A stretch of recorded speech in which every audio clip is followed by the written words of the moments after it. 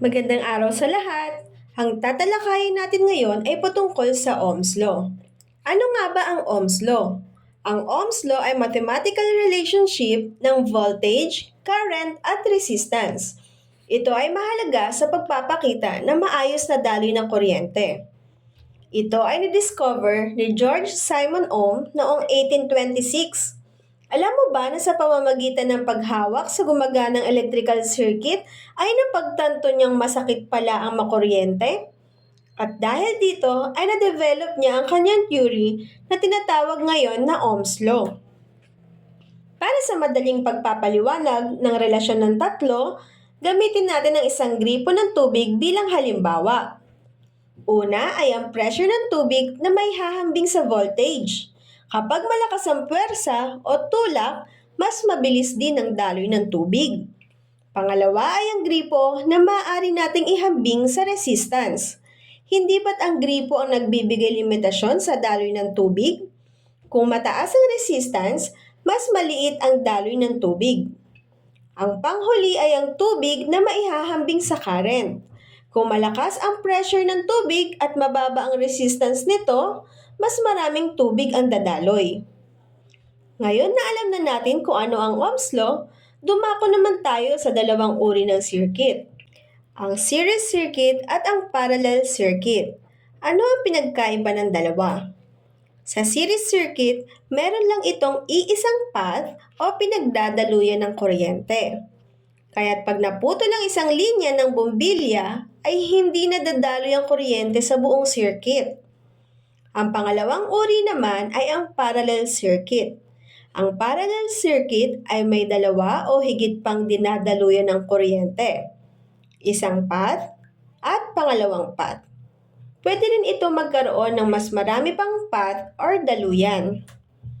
Kung sa series circuit ay tuluyang hindi dadaloy ang kuryente sa buong sirkito kung may maputol na isang linya, sa parallel circuit naman ay tuloy-tuloy pa din ang daloy ng kuryente kahit na isa pang linya ang maputol. Ito ay dahil ang parallel circuit ay may dalawa o higit pang daluyan ng kuryente. Ang susunod naman ay ang computation ng voltage, current at resistance. Ang Ohm's Law Triangle ay makatutulong para maalala mo ang formula sa pag-compute ng voltage na may unit symbol na V, current na may unit symbol na amperes, and resistance na may unit symbol na ohms. Ang pahigang linya sa gitna ay nagdi-divide sa voltage at current, gayon din sa voltage at resistance. At ang patayong linya naman sa gitna ng current at resistance ay nagmumultiply sa dalawa.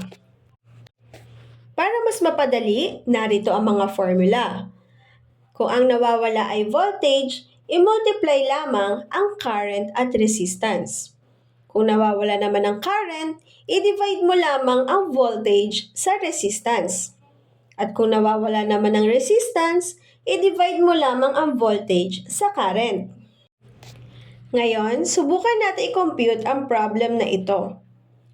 How much is the current in a 150 ohms resistor if the voltage is 24 volts? Ang hinahanap sa problem ay kung ilan ang current. Isulat muna natin ang mga given values sa problem. Dahil current ang walang value, ito ang hahanapin natin. Sa resistance, meron tayong 150 ohms. Sa voltage naman, meron tayong 24 volts.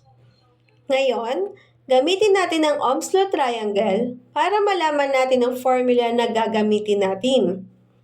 Current is equals to voltage divided by resistance. Sa formula na ito, ilagay niyo lang ang value nila. Current is equals to 24 volts divided by 150 ohms.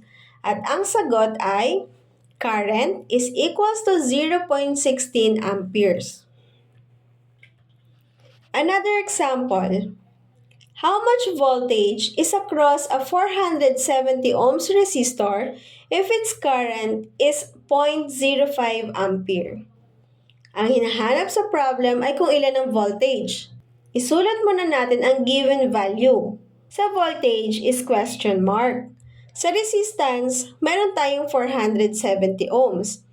Sa current naman, meron tayong 0.05 amperes. Next ay gamitin natin ang Ohm's Law triangle para malaman natin ang formula na gagamitin. Ito ay current multiply by resistance. Sa formula na ito, ilagay niyo lang ang value.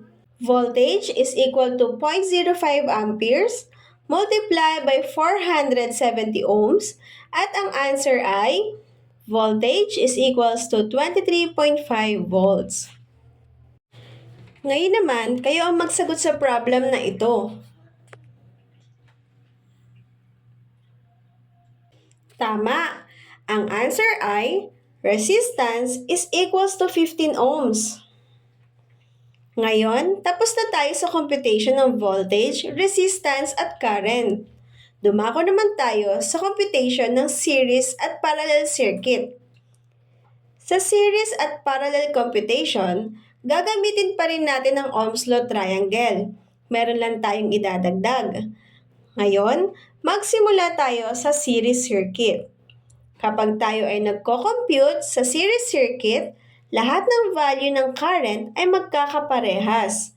Kaya pag may nakita ka na current na value katulad nito sa total current, automatic na lahat ng resistor 1 hanggang 5 ay pare-parehas ng value ng current. Ngayon, simulan na natin i-compute ang bawat resistor. Magsimula tayo sa resistor 1. Ang nawawalang value ay sa voltage 1. Ngayon, gamitin natin ang Ohm's Law triangle. Pag ang voltage ay nawawala, ang gagamitin natin na formula ay current times resistance. Kaya 12 amperes times 2 ohms is equals to 24 volts. Next naman ay sa resistor 2. Sa nakikita natin, ang current 2 meron 12 amperes. Sa resistance 2, merong 8 ohms. At sa voltage 2, merong 96 volts. Kaya tama na ang resistor 2. Next naman sa resistor 3. Ang nawawalang value ay resistance 3. Ngayon, gamitin ulit natin ang Ohm's Law triangle. Kung ang nawawala ay resistance, ang formula na gagamitin natin ay voltage divided by current. Kaya 36 volts divided by 12 ampere is equals to 3 ohms. Next, para sa resistor 4, kayo naman ang magsagot. Tama, ang sagot ay 4 ohms. Next naman ay sagutan ninyo ang resistor 5.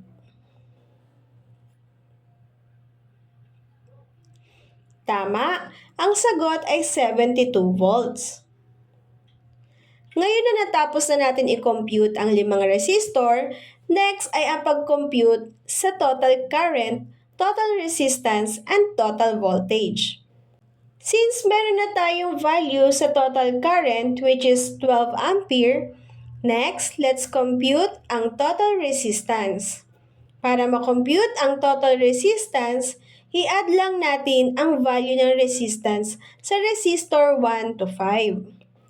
2 plus 8 plus 3 plus 6 plus 4.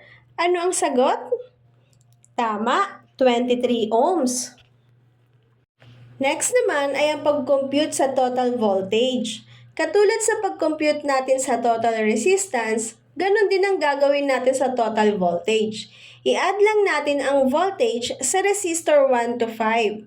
Kayo naman ang magsagot para sa total voltage.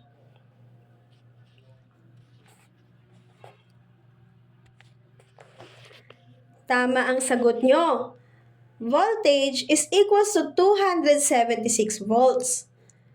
Ngayon, tapos na natin i-compute ang series circuit. Next ay ang pag-compute ng parallel circuit problem. Kung sa series circuit, current ang magkakaparehas. Sa parallel circuit naman, voltage ang may magkakaparehas na value.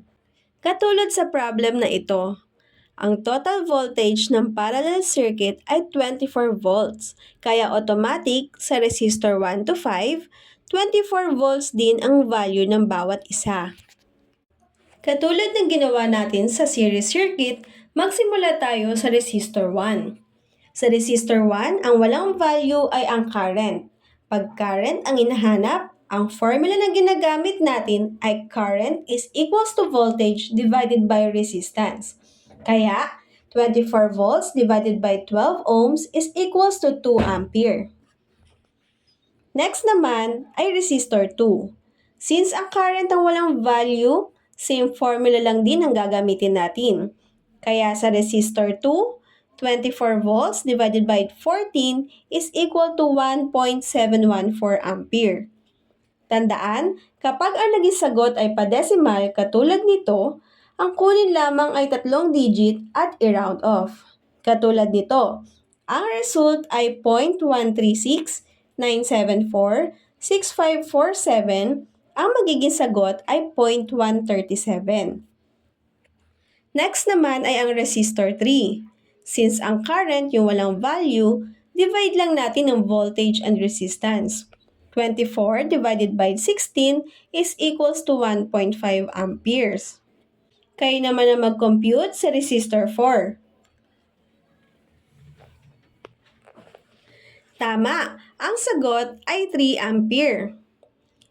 Isa pa nga po sa resistor 5. Tama, ang sagot ay 1.333 amperes. I-compute naman natin ang total current at total resistance. Since merong value ang total voltage, i-compute na natin ang total current. Sa pagko-compute, kailangan lang natin i-add ang current 1 to 5. 2 plus 1.714 plus 1.5 plus 3 plus 1.333 at ang answer ay 9.547 ampere. Next naman ay ang total resistance. Medyo mag-iiba tayo ng formula sa pag-compute ng total resistance. Una, sundan lamang natin itong formula. Ang 1 divided by sa resistance 1 hanggang resistor 5. Una, i-divide natin ang 1 sa resistance 1. Magiging 1 divided by 12 is equal to 0.083. Laging magsagot ng 3 digit sa decimal. Sunod naman ang resistance 2. 1 divided by 14 is equal to 0.071. Next, resistance 3. 1 divided by 16 is equals to 0.063. Next, sa resistor 4. Kayo naman ang mag-compute. Tama, ang sagot ay 0.125. Next naman sa resistance 5. Paki-compute ulit. Tama, ang sagot ay 0.056. Ngayon natapos na natin i-divide ang resistance 1 to 5 sa 1, next ay i-add ito. Ang sagot ay 0.398. Next naman ay i-divide natin ang nakuha nating answer sa 1. Ngayon, i-divide natin ang 1 sa 0.398. Ano ang magiging sagot? Tama, 2.513. Ngayon, ang total value ng resistance ay 2.513 ohms. Kumpleto na ang total current, total resistance at total voltage ng parallel circuit. At dito nagtatapos ang ating pagtatalakay tungkol sa Ohm's Law. Salamat sa pakikinig!